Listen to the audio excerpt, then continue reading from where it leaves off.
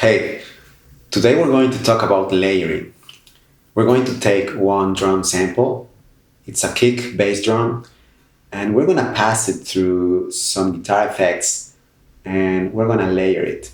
So you're going to see how we can change the texture and the character of a sample by layering it.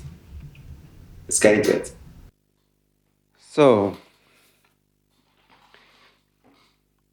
we're going to use this plugin and it's called PunchBox and it's amazing.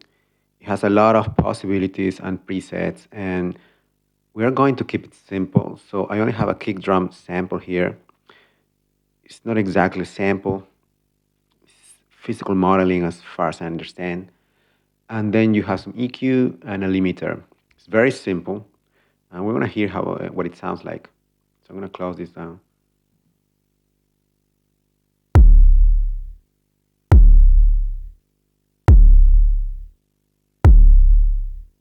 That's the that's just the plugin, no effects, nothing.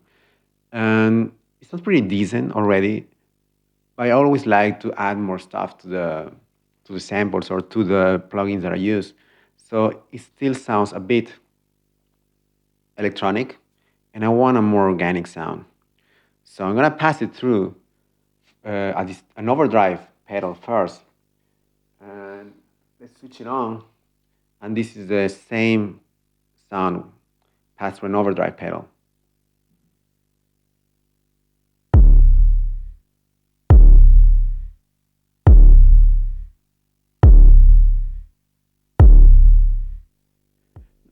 That's pretty okay. Then I'm gonna have a distortion pedal as well. And I'm going to use the angry driver and I'm going to use only the blues driver part. So it's kind of like a boss blues driver, very mild distortion.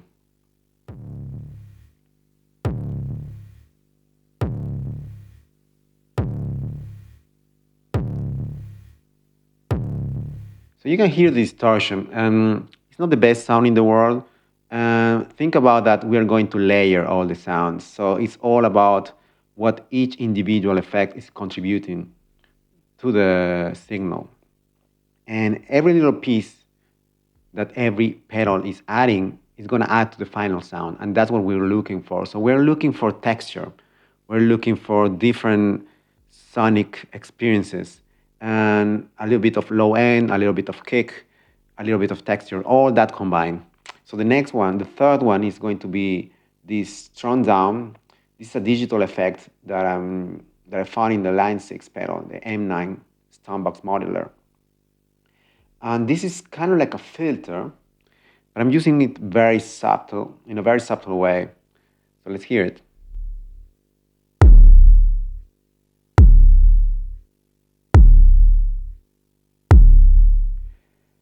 I really like it. It adds a lot of attack, so it really kicks. Now, to make things more interesting, I'm also going to add an octave down to the original sound. So let's hear. This is the original sound. Now I'm gonna add an octave down.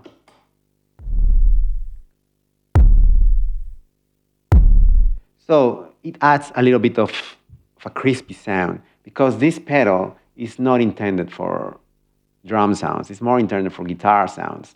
So I always like pushing pedals to the extreme and see how they react to that. So I'm gonna keep this octave down, which is octave down plus the original signal. And this is going to go to all the pedals. So let me explain a little bit the setup here. And what we have here is that the kick drum is going to the Triplegraph. We're adding one octave down, and then it goes to the splitter. So you have two outputs plus the tuner. We're using the three outputs. So one of them is going to the overdrive, the other one is going to the distortion pedal, and the other one is going to this filter. And we're going to add all of them together. So now all of them are enabled. Let's hear.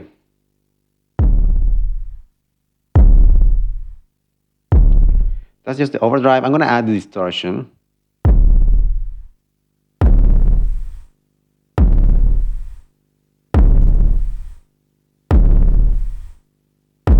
It already has this crispiness. Now, when you add several pedals, you need to take into account the phase, because sometimes there is a phase cancellation, and what it means is just that it doesn't sound good. It's like instead of having two sounds being added, they are being subtracted. And so let's see if we have the problem.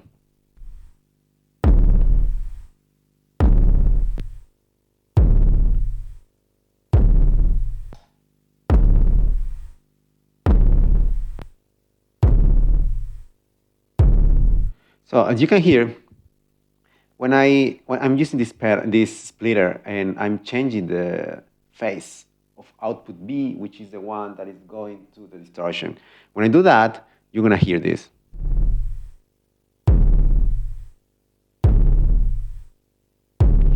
Now, if I change the phase,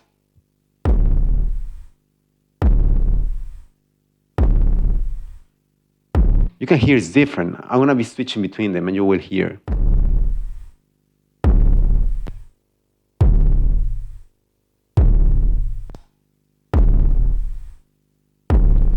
So it's really hard to tell.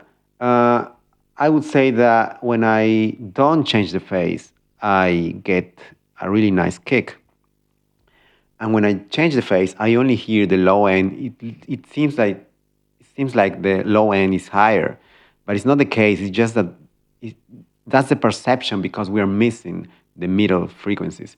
So I would say we don't have that phase problem here, at least with these two overdrive pedals. So I cannot change it for the filter. So normally what I do is I record all of the outputs individually, 3 different tracks, and then in the computer I can change the one that that needs to be changed. So we're not going to do that. We're going to keep both in phase, and hopefully the filter is in phase as well.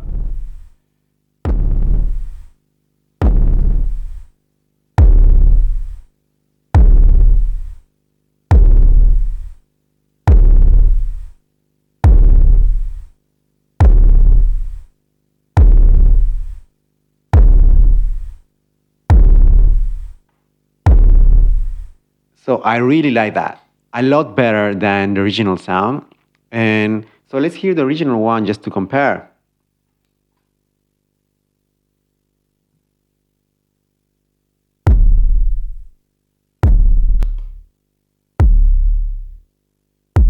That's the original kick drum.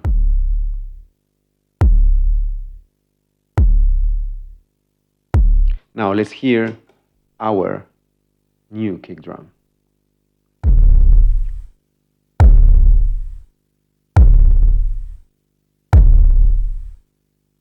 Now, to me, that's a lot better. Now, this is when it comes to adding effects to kick drums. I'm gonna put this in a new session, and from there we're gonna see if we can tweak it a little bit more with EQ or something, and maybe we can make it even better. Here we are. So you can see I have the 3 tracks layered: the overdrive, angry driver, which is the distortion pedal, and this is the filter. And let's play it the way they are. So this is just the overdrive signal.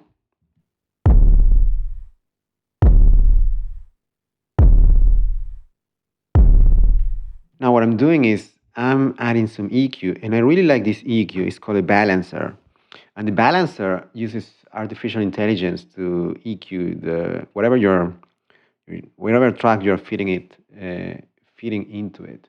And you can select the type of track that you're using this plugin on. And I selected kick because it's a kick drum. And most of the times it works well, but it depends on what type of sound you're looking for. Now, for this one, worked amazingly well, and you can choose between neutral, warm, or bright. And I'm choosing neutral. So this is the difference. No plugin. Now plugging in.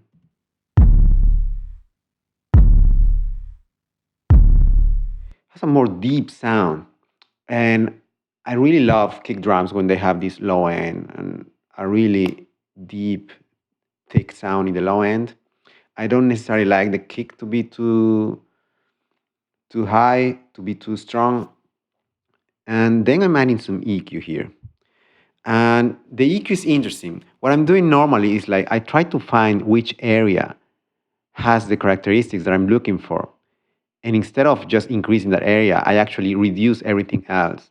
So in this case, you can see I'm interested in this area, which is a bit of the low end, and the high middle frequency section. So between 1 and 5K, between 1 and 5 kilohertz. And I'm reducing the super high frequencies, and I'm reducing this area, which is the middle frequencies, the low middle frequencies. And so that makes a difference. And it does make a difference, especially when I'm combining this with other sounds. So I'm going to show you how I find those areas. And I'm going to keep another EQ here. I'm going to just switch it off, and I only have this EQ. So now we have this thing. And I'm trying to find what I'm looking for.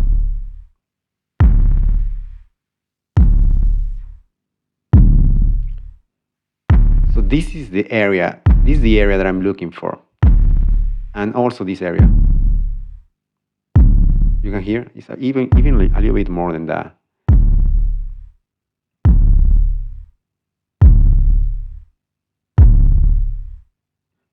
So I'm trying to increase those areas, and instead of increasing those areas, what I'm doing is I'm reducing the other areas that I'm not interested in. So that's how I found the settings for this EQ. Now let's go to the other one. This is a distorted signal. This goes through the distortion pedal, the blues driver.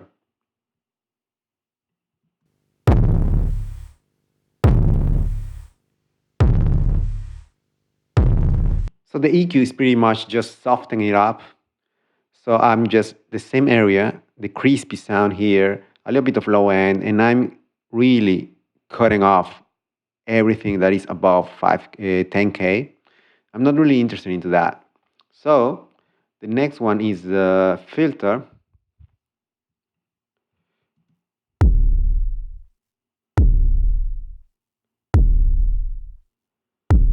So it sounds pretty lame there. But what I'm doing is I'm using this AI EQ, and I'm selecting bass. So I'm EQing it as a bass because I want more low end in this kick drum. And this is the difference.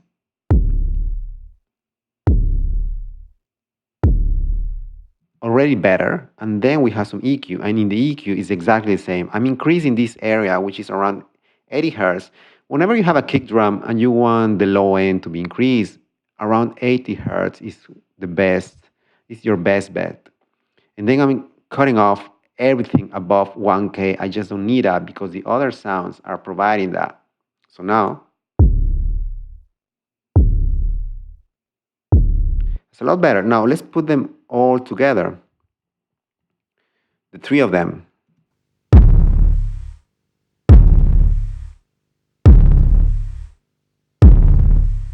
That's really cool. And so far, I'm not even compressing anything. Just the 3 tracks, EQ'd, and that's all you have. So a lot more texture, a lot more low end. I really like this sound.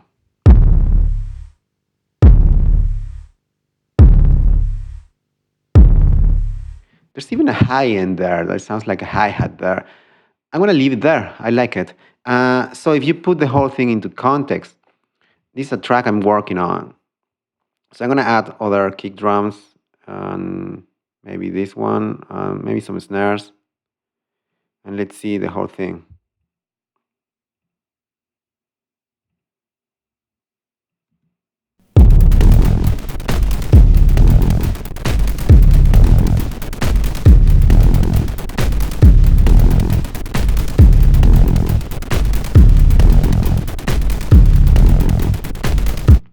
A lot better.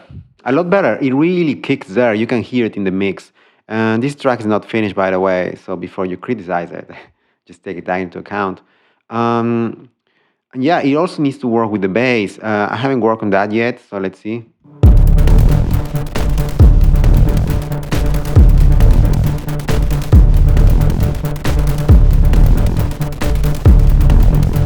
Yeah, probably need some more EQ just to make it work with the bass, but so far that was the idea.